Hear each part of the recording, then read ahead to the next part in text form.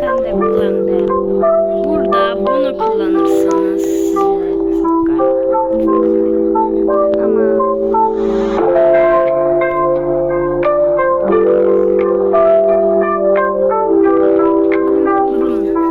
şimdi geliyorsunuz, bakın. Hareket göstereceğim size galiba.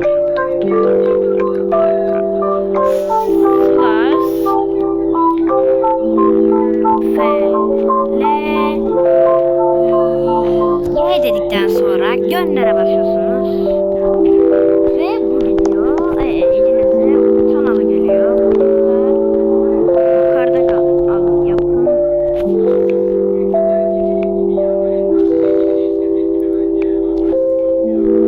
Ve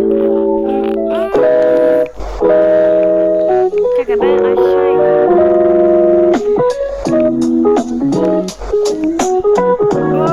böyle de yapabiliyoruz. Abi